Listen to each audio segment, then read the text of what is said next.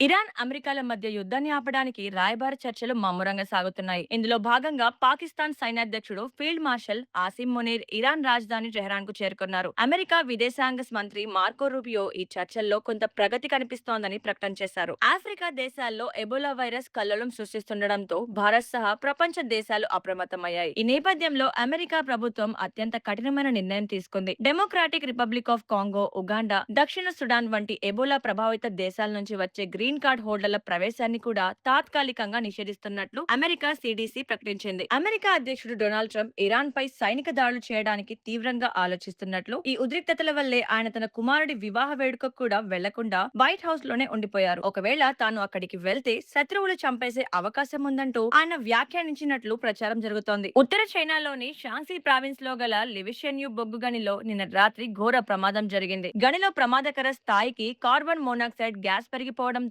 నలుగురు కార్మికులు మరణించారు. ఇప్పటికీ భూగర్భంలో దాదాపు 90 మంది కార్మికులు చిక్కుకుపోయారని, వారిని రక్షించేందుకు సహాయక చర్యలు జరుగుతున్నాయని చైనా వార్తా సంస్థలు తెలిపాయి. ఇజ్రాయెల్, హిజ్బుల్లా మధ్య కుదిరిన కాల్పుల విరమణ ఒప్పందం బలహీనపడడంతో దక్షిణ లెబనాన్ పై ఇజ్రాయెల్ మళ్లీ విరుచుకుపడింది. నిన్న జరిగిన భీకర వైమానికి దాడుల్లో ఒక చిన్నారితో సహా 6గురు పారామెడికల్ సిబ్బందితో కలిపి మొత్తం 10 మంది ప్రాణాలు కోల్పోయారని లెబనాన్ ఆరోగ్య మంత్రిత్వ శాఖ వెల్లడించింది. మరిన్ని అప్డేట్స్ కోసం మా ఛానల్ ని ఫాలో అవ్వండి.